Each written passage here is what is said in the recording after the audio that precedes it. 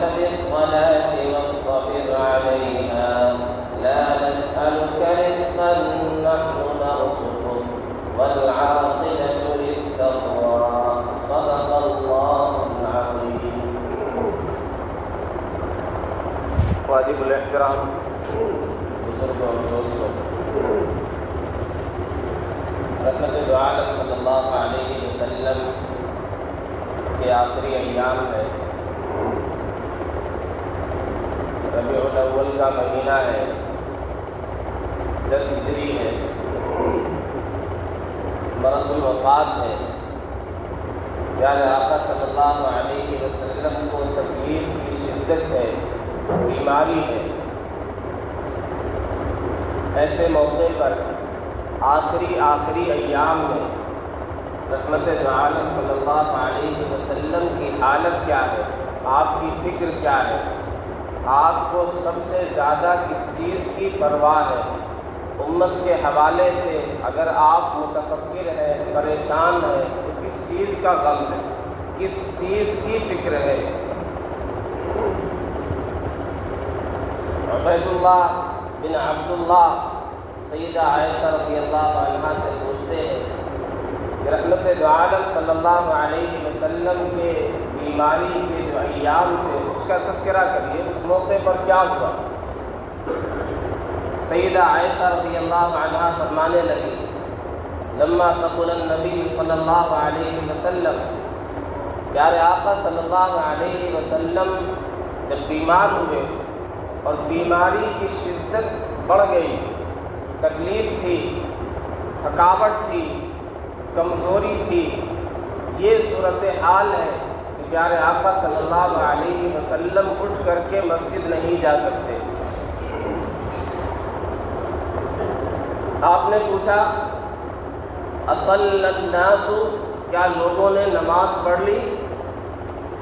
قال لا، جواب دیا گیا کہ نہیں، لوگوں نے ابھی نماز نہیں پڑھی. ہم ینتظرونک، یا رسول اللہ صحابہ آپ کا انتظار کر رہے ہیں کہ آپ تشریف لائیں، آپ نماز پڑھائیں. آپ نے ارشاد فرمایا ضعوا لی ماء فی المخزب، میرے لیے ایک ٹب میں، ایک برتن میں پانی رکھ دو، مجھے غسل کرنا ہے. پیارے آقا صلی اللہ علیہ وسلم کے لیے ایک ٹب میں، ایک بڑے برتن میں پانی رکھ دیا گیا، آپ نے غسل فرمایا، پھر ذرا سا افاقہ ہوا. یعنی یہ تکلیف کی شدت ہے، ایسی بیماری ہے، ایسی کمزوری ہے، کبھی ہوش آتا ہے، کبھی بے ہوش ہو جاتے ہیں، کبھی افاقہ ہوتا ہے، کبھی بے ہوشی طاری ہو جاتی ہے. آپ نے غسل فرمایا اور آپ نے ارادہ کیا کہ کھڑے ہو کر کے چلے اور لوگوں کو نماز پڑھا دیں.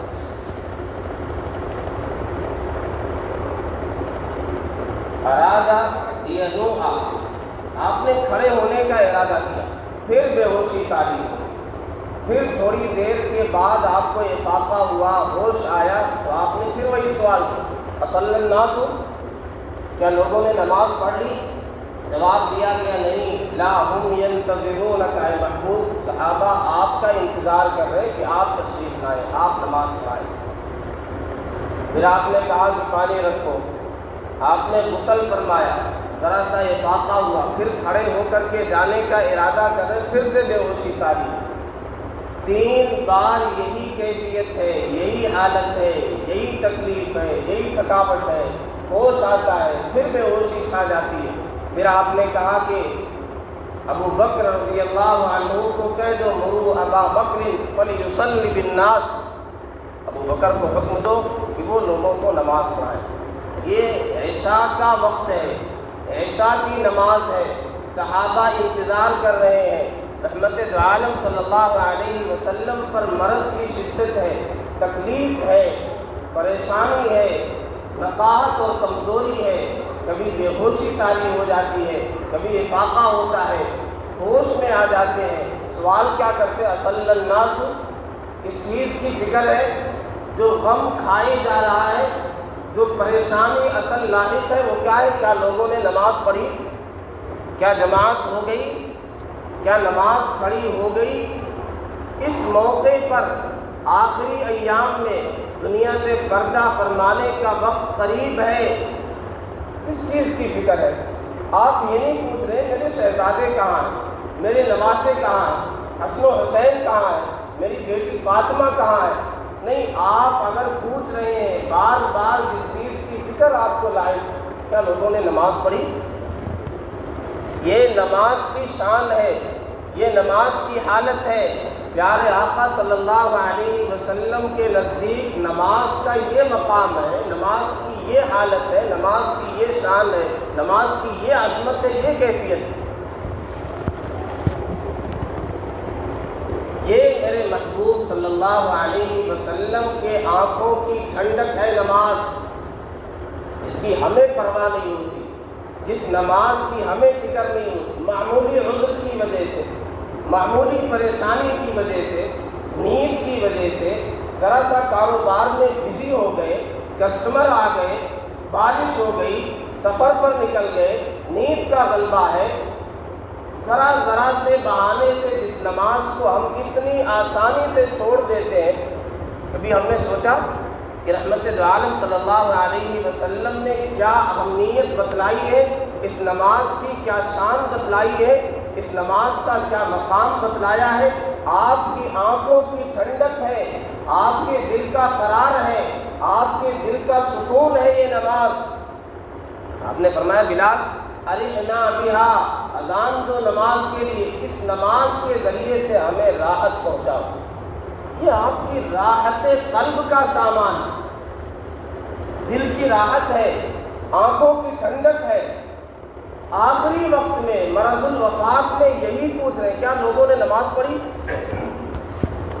سیدنا ابو بکر صدیق رضی اللہ تعالیٰ عنہ نے نماز پڑھائی، پھر تقریباً 17 نمازیں سیدنا ابو بکر صدیق رضی اللہ تعالیٰ عنہ نے پڑھائی۔ پھر ایک دن ظہر کا وقت ہے، رحمت دو عالم صلی اللہ علیہ وسلم کو افاقہ ہوا، ذرا سا لگا کہ طبیعت میں نشاط ہے، اب بھی یہ حالت نہیں ہے کہ خود سے چل کے جا سکیں۔ ظہر کی نماز کا وقت ہے، دو صحابہ کے سہارے سے رحمت دو عالم صلی اللہ علیہ وسلم نکلے ہیں۔ وَتَخُطُّ رِجْلَاهُ، حضرت عباس کے کندھے پر، سیدنا علی رضی اللہ تعالیٰ عنہ کے کندھے پر آپ نے سہارا لیا ہے، پیٹ لگایا ہے اور نکلے ہیں نماز کے لیے، اس طرح کہ آپ کے قدم مبارک کھسک رہے ہیں اور زمین پر لائن بن رہی ہے، لکیریں کھنچ رہی ہیں۔ اب بھی کمزوری کا یہ عالم ہے، نقاہت کا یہ عالم ہے، اس کے باوجود نماز کے لیے جا رہے ہیں، مسجد میں جا رہے ہیں، دیکھنے جا رہے ہیں، نماز پڑھانے جا رہے ہیں۔ نماز کی یہ شان ہے۔ یہ دوسری حالت ہے، یہ اخیر کے ایام میں اخیر کے واقعات کا تذکرہ ہے۔ پھر جب بالکل آخری وقت آ گیا، دنیا سے پردہ فرمانے کا ٹائم آ گیا، آپ اپنے حجرے میں، آپ کا حجرہ مبارک مسجد کے جدار قبلی جسے کہتے ہیں، قبلے کی جانب جو دیوار ہے ادھر آپ کا حجرہ ہے۔ آپ نے ایک دن ایک نماز کے وقت پردہ ہٹایا، دیکھا صحابہ صفوں میں کھڑے ہیں، مسجد میں نماز کے لیے تیار ہیں، جماعت کے لیے تیار ہے۔ فتبسم ضاحکا، رحمت دو عالم صلی اللہ علیہ وسلم نے دیکھ کر کے آپ نے مسکرایا، تبسم فرمایا، آپ کے دل کو سرور ملا، دل کو راحت ملی کہ میرے صحابہ مسجد میں ہیں، نماز کے لیے تیار ہے، جماعت کے لیے تیار۔ ثم ارخى الستر، پھر آپ نے پردہ ہٹا، پردہ بند کر دیا، پردہ گرا دیا۔ صحابہ نے سمجھا رحمت دو عالم صلی اللہ علیہ وسلم مسکرائے ہیں، ایک خوشی ہے، شاید آپ مکمل ٹھیک ہو گئے۔ انہیں کیا پتا تھا کہ رحمت دو عالم صلی اللہ علیہ وسلم کا آخری وقت ہے۔ یہ آپ دیکھنا چاہتے تھے کہ آخری وقت میں، میرے دنیا سے پردہ فرمانے کے وقت میں میرے صحابہ کس حالت میں، میں کس حال میں اپنے صحابہ کو چھوڑ کر کے جا رہا۔ آپ نے دیکھا نماز میں ہے، تبسم فرمایا، خوش ہو گئے۔ آخر میں آپ نے کیا وصیت کی ہم سب جانتے ہیں، ہم نے سنا ہے، بارہا سنا ہے، الصلاۃ الصلاۃ۔ کیا یاد کر رہے ہیں، کس کی فکر ہے؟ دنیا کی، مکان کی، جائیداد کی، آل اولاد کی، نوازوں کی، اصل جو سب سے بڑی فکر سوار ہے الصلاۃ الصلاۃ. لوگوں نماز کی فکر کرنا، لوگوں نماز میں غفلت مت کرنا. لوگوں نماز یہ تمہاری ترقی کا ذریعہ ہے، رب سے تعلق مضبوط کرنے کا ذریعہ ہے، یہ رسی ہے جس سے تمہارا تعلق تمہارے رب سے مضبوط ہوگا. اگر یہ رسی کٹ گئی تو تمہارا تعلق انتہائی ٹوٹ جائے گا، کمزور ہو جائے گا، تمہیں ترقی نہیں مل سکتی. نماز یہ ترقی کا راز ہے، نماز یہ مومنوں کی معراج ہے. نماز واحد رکن ہے، فریضہ ہے، جسے رب نے عرش پہ بلا کر کے، آسمانوں پر بلا کر کے، معراج کرا کر کے پیارے آقا صلی اللہ علیہ وسلم کو وہاں بلا کر کے تحفہ دیا. اس نماز کی ہمارے نزدیک کوئی اہمیت نہیں. اس نماز کے حوالے سے ہم اتنے غافل ہیں.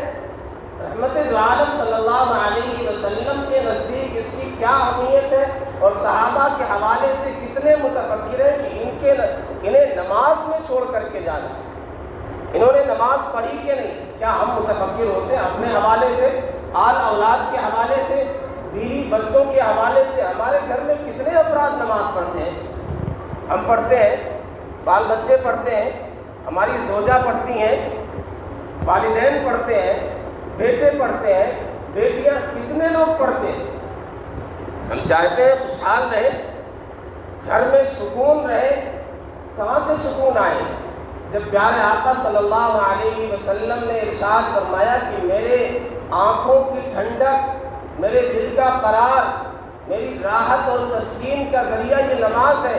ہم کہاں راحت تلاش کرتے ہیں، سکون کہاں ڈھونڈتے ہیں؟ ہمیں پتہ ہی نہیں. نماز چھوڑنا کتنا بڑا جرم ہے، نماز پڑھنا کتنی بڑی فضیلت والا، اہمیت والا، ثواب والا کام. نماز نہ پڑھنے کا مطلب کیا سمجھتے ہیں؟ نماز کی دعوت دی جاتی ہے اللہ اکبر اللہ اکبر. نماز کا آغاز اللہ اکبر. یہ اللہ کی کبریائی، اللہ کی عظمت، یہ ترانے گنگنائے جاتے ہیں. اللہ کی کبریائی کے بول سے اس نماز کا آغاز ہوتا ہے. اس نماز کی طرف دعوت اللہ کی کبریائی کے اعلان سے ہوتی ہے. اگر ہم فجر میں نہیں آتے، ظہر میں نہیں آتے، عصر میں نہیں آتے، مغرب میں، عشاء میں، ہم سجدہ کرنے کے لیے نہیں آتے ہیں، رب کے در پہ نہیں آتے، مسجد میں نہیں آتے، اس کا مطلب کیا ہے؟ ہم یہ سمجھتے ہیں نہیں میں بڑا ہوں، اللہ کی مدد کے بغیر میں یہ سمجھتا ہوں میری زندگی چل سکتی ہے. کیوں؟ میرے پاس مال و دولت ہے، میرا کاروبار چمک رہا ہے، میرا بزنس چمک رہا ہے، ترقی کر رہا ہے، میرے پاس زندگی کی سہولیات موجود ہیں، مجھے نماز پڑھنے کی کیا ضرورت؟ کیا ہم نے یہ سمجھ رکھا ہے کہ رب کی رحمت کے بغیر، رب کی مدد کے بغیر ہمارا کام چل سکتا ہے؟ نماز پڑھنے کا مطلب یہ ہے کہ ہر لمحہ 5 وقتہ نمازوں میں آ کر کے، حاضری دے کر کے، اپنی ناک اور پیشانی رگڑ کر کے ہم یہ کہتے ہیں کہ اے میرے رب، تیری کبریائی تیرے لیے ہے، بلندی تیرے لیے ہے، عظمت تیرے لیے ہے. تیری رحمت کے بغیر، تیری مدد کے بغیر ایک لمحہ بھی میں نہیں چل سکتا. میرا کوئی کام نہیں چل سکتا ہے، میری زندگی میں سکون نہیں آ سکتا ہے جب تک اپنے آپ کو، اپنی ذات کو، اپنی مقدس پیشانی کو تیرے سامنے نہ رکھوں، اب تیری چوکھٹ پہ نہ رکھوں. میرا کام ایک لمحہ بھی تیری مدد کے بغیر چل ہی نہیں سکتا. یہ رحمت عالم صلی اللہ علیہ وسلم نے بتلایا ہے، سکھلایا ہے. سیدہ عائشہ رضی اللہ عنہا فرماتی ہیں پیارے آقا صلی اللہ علیہ وسلم ہمارے درمیان ہوتے تھے، بات چیت ہوتی تھی، جیسے ہی اذان ہوتی ایسا لگتا تھا، ایسے اٹھ کے چلے جاتے تھے جیسے آپ ہمیں پہچانتے ہی نہیں ہیں، کسی سے جیسے کوئی واسطہ ہی نہیں. ایسی بھی کیفیت ہے. سیدہ عائشہ رضی اللہ عنہا آئی. کون عائشہ؟ کون عائشہ؟ ابو بکر کی. کون ابو بکر؟ یعنی یہ کیفیت جب نماز کی حالت، جب نماز کی کال آ گئی، نماز کے لیے بلاوا آ گیا، جب یہ کہہ دیا گیا اللہ سب سے بڑا ہے، تو پھر ساری چیزیں ایک طرف اٹھا کر کے رکھ دیں. دکان، کسٹمر، مال، بزنس، آل اولاد ساری چیز سب سے بڑھ کر کے ہمیں یہ گواہی دینا اپنے عمل سے مسجد کی طرف چل کر کے اللہ سب سے بڑا. جب یہ کہہ دیا گیا اللہ اکبر تو میرے قدم اٹھنے چاہیے نماز کی طرف، مسجد کی طرف، اللہ کے ذکر کی طرف. اب دکان کاروبار یہاں مجھے ترقی نہیں مل سکتی، یہاں کامیابی یہاں اب بھی لگا ہوا، اس کا مطلب میں کہتا ہوں یہ بڑا ہے، کاروبار بڑا ہے، مال بڑا ہے، دولت، آل اولاد. جب اللہ اکبر کہہ دیا گیا آل اولاد، مال، والدین، کوئی چیز کچھ بھی حیثیت نہیں رکھتی اس کے سامنے. یہ نماز کی حالت ہے. نماز چھوڑنا اتنا بڑا جرم ہے. کبھی ہم نے سوچا، کبھی اس گہرائی میں جاتے ہیں، کبھی سوچتے ہیں. ہمارے یہاں ہمارے معاشرے میں ہمارے علاقوں میں ہم نے دیکھا بعض دفعہ علماء یہ میٹنگ کرتے ہیں، اعلان کرتے ہیں، فیصلے کرتے ہیں کہ اگر کسی کی شادی میں، اپنے بھائیوں کی شادی میں اگر ڈی جے بجے گا، ناچ گانے ہوں گے، خرافات ہوگی، آتش بازی ہوگی، تو علماء نے، آپ نے دیکھا ہوگا ویڈیو، یہ طے کرتے ہیں، فیصلہ کرتے ہیں کہ ہم نکاح نہیں پڑھائیں گے. بائیکاٹ ہوتا ہے. اس لیے کہ شادی کے موقع پر ناچ گانے ہو رہے. کیوں؟ اسے جرم، یقیناً یہ جرم ہے، گناہ ہے. ہر منکر پر نکیر ہونی چاہیے، روکنے کی کوشش ہونی چاہیے. لیکن کبھی ہم نے یہ دیکھا یہاں پہ اپنے علاقے میں کہ یہ بھی فیصلہ کیا جائے کہ جو نماز نہیں پڑھتا اس کی نکاح نہیں پڑھائیں گے. ہم بھی نہیں سوچتے اس حوالے سے.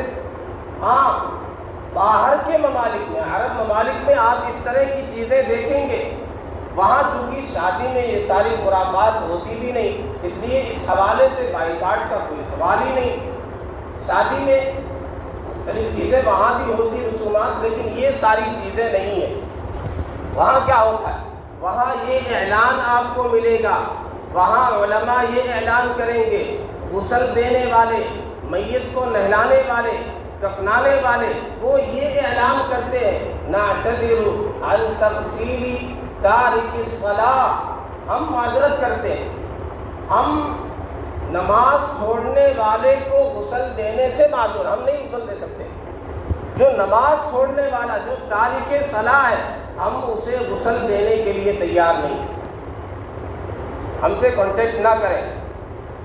جو نماز چھوڑ کر کے، نماز سے غافل ہو کر کے اس طرح دنیا سے جا رہا ہے، مر رہا ہے، ہم اسے غسل دینے کے لیے تیار نہیں. نہ ہم اسے غسل دیں گے، نہ اسے کفنائیں گے، نہ اسے دفنائیں گے، نہ اس کی نماز جنازہ پڑھیں. کیوں؟ لأنہ کافر. یہ کہتے ہیں یہ کافر ہے. امام احمد بن حنبل رحمۃ اللہ علیہ کے نزدیک نمازیں چھوڑنے والا کافر ہے. اتنا بڑا جرم ہے. اگر پتہ چل جائے کوئی شرابی اپنی بیٹی کا رشتہ دیں گے، اپنی بہن کا رشتہ دے سکتے ہیں، جوا کھیلتا ہے، شرابی ہے، چور ہے، ہمیں پتہ چل جائے یہ بری عادتیں ہیں اس کے اندر، ان جرائم کا ارتکاب کرتا ہے، اپنی بیٹی کا، بہن کا رشتہ دینے کے لیے تیار نہیں ہوتے.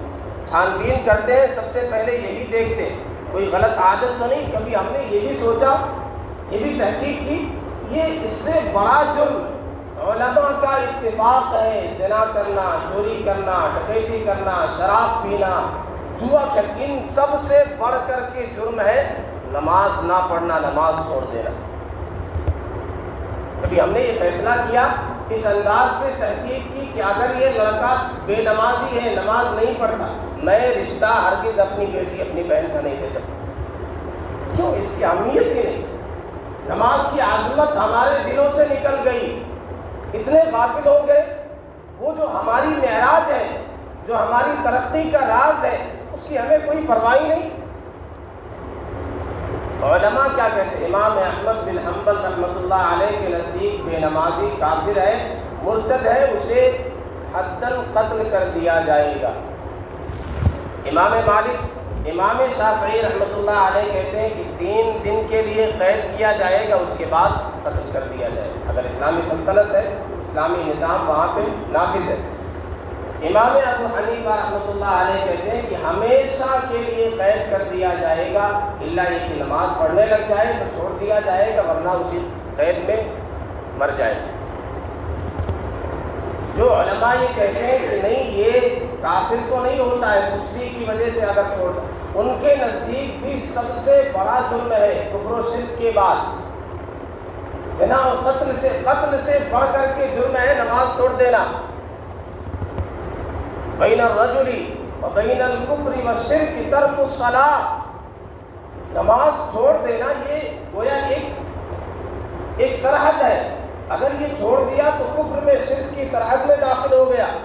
من ترک الصلاۃ متعمدا فقد کفر، اس نے جان بوجھ کر نماز چھوڑ دی وہ کافر ہو گیا، کافروں والا عمل کیا۔ سیدنا عبد القادر جیلانی رحمۃ اللہ علیہ ہم سب جانتے ہیں ان کی بزرگی کے بارے میں، ان کے نزدیک بھی کافر ہے تارک صلاۃ، نماز چھوڑنے والا۔ کہتے ہیں مسلمانوں کے قبرستان میں اسے دفن بھی نہیں کیا جائے، اس کی نہ نماز پڑھی جائے گی، نہ اسے غسل دیا جائے گا، نہ مسلمانوں کے قبرستان میں اسے دفن کیا جائے گا۔ اتنا بڑا جرم ہے نماز چھوڑنا۔ تو ہمیں اس اعتبار سے سوچنا چاہیے پیارے آقا صلی اللہ علیہ وسلم کس طرف توجہ دلا رہے ہیں۔ سیدنا ابراہیم علیہ السلام کی دعا دیکھیں، جب اپنی بیوی کو حضرت ہاجر کو اپنے بیٹے کو لا کر کے مکے کے پاس بسایا تو کیا کہا؟ ربنا لیقیموا الصلاۃ، اے میرے رب میں نے اپنی اولاد کو، اپنے بیٹے کو، اپنی بیوی کو یہاں ٹھہرایا تاکہ یہ نماز قائم کریں۔ جہاں تک روزی کی بات ہے، جہاں تک چھت کی بات ہے، امن و امان کی بات ہے، فلسطین میں، کنعان میں، مصر میں یہاں بھی روزی مل سکتی تھی۔ یہاں روزی کے لیے، امن و امان کے لیے میں نے انہیں لا کر کے نہیں ٹھہرایا۔ کیوں؟ لیقیموا الصلاۃ، تاکہ یہ نماز قائم کرے، اس لیے لے کر کے آیا۔ پھر آگے دعا کرتے رب اجعلنی مقیم الصلاۃ ومن ذریتی، اے میرے رب مجھے بھی اور میری نسلوں کو بھی نماز قائم کرنے والا بنا دیجیے۔ جیسے سورج کی شعاعیں نکلتی ایسے ان کی زندگی سے نماز نماز نماز، ہر وقت نماز۔ پیارے آقا صلی اللہ علیہ وسلم کو کوئی اہم معاملہ پیش آتا نماز کی طرف دوڑ، بارش نہیں ہو رہی استسقاء کی نماز، سورج گہن ہو گیا نماز پڑھ رہے ہیں، چاند گہن ہو گیا نماز کی طرف جا رہے ہیں، خوف کی حالت ہے، آندھی آئی، طوفان، مسجد کی طرف جا رہے ہیں، نماز کی طرف جا رہے ہیں، ہر حال میں۔ یعنی یہ استعینوا بالصبر والصلاۃ، ابتلا ہے، آزمائش ہے، پریشانی ہے، نماز، خوف ہے، نماز۔ فَإِنْ خِفْتُمْ فَرِجَالًا أَوْ رُكْبَانًا فَإِذَا اطْمَأْنَنْتُمْ، اطمینان کی حالت ہے نماز۔ الَّذِينَ إِن مَّكَّنَّاهُمْ فِي الْأَرْضِ، سلطنت مل جائے، حکومت مل جائے، اقاموا الصلاۃ، تو بھی نماز۔ یہ نماز ہر موقع پر ہمیں یہ سبق دیا جا رہا ہے کہ نماز نماز نماز، اس میں کوئی کوتاہی گوارا نہیں، اس میں غفلت گوارا نہیں۔ یہ توحید کے بعد، توحید و رسالت کی گواہی دینے کے بعد سب سے اہم عمل ہے نماز۔ اس کی شان کیا ہے، اس کے فضائل کیا ہے، تفصیل کا موقع نہیں، ایک دو بات ہے۔ جب اس کے مقدمات کی یہ حالت ہے، نماز سے پہلے وضو ہے، وضو کی فضیلت کیا ہے؟ گناہوں کا کفارہ ہے، وضو کرنے سے گناہ معاف ہوتے ہیں، مسجد کی طرف ہمارے قدم اٹھتے ہیں، کیا فضیلت ہے؟ حدیث میں آتا ہر قدم پر ایک نیکی ملتی ہے، ہر قدم پر ایک گناہ مٹا دیے جاتے ہیں، ہر قدم اٹھنے والا مسجد کی طرف ایک درجہ بلند کر دیا جاتا ہے۔ اس نماز سے پہلے کی جو چیزیں ہیں، جو مقدمات ہیں، یہ کہا گیا نماز سے پہلے اقامت ہے اور اس سے پہلے اذان ہے، اذان و اقامت کے بیچ میں جو دعا کی جاتی رد نہیں کی جاتی۔ نماز کے بعد نماز کے انتظار میں بندہ بیٹھا ہے، فرشتے دعائیں کرتے رہتے ہیں، اسے رباط کہا گیا۔ جب تک آدمی بے وضو نہ ہو جائے، حدث لاحق نہ ہو جائے، فرشتے دعائیں کر رہے ہیں۔ تو جب یہ حالت، وضو میں یہ ثواب ہے، مسجد کی طرف چلنے میں یہ فضیلت ہے، یہ ثواب ہے، اذان اور اقامت کے درمیان دعائیں رد نہیں ہوتی ہیں، تو یہ فضیلت جب نماز سے پہلے کے اعمال کی، تو نماز کی کیا شان ہو؟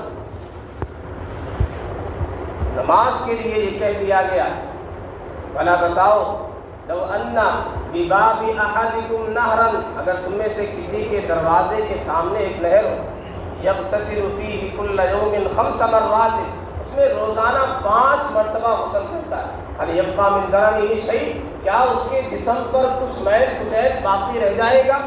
صحابہ نے کہا نہیں، کچھ بھی میل نہیں ہے۔ آپ نے فرمایا ذالک مثل الصلوات الخمس، یہی 5 نمازوں کی حالت ہے، 5 نمازوں کی یہی مثال ہے۔ جو 5 وقت کی نمازیں پڑھے گا اس کے اوپر کوئی گناہ نہیں رہ جائے گا، وہ گناہوں سے پاک صاف ہو جائے گا۔ آپ نے ارشاد فرمایا جو نماز پڑھتا ہے، نماز کی پابندی کرتا ہے، یہ نماز اس کے لیے نور کا ذریعہ، کانت لہ نورا وبرہانا ونجاتا، نور ہے، برہان ہے، نجات ہے، قیامت کے دن قبر میں روشنی کا ذریعہ ہے۔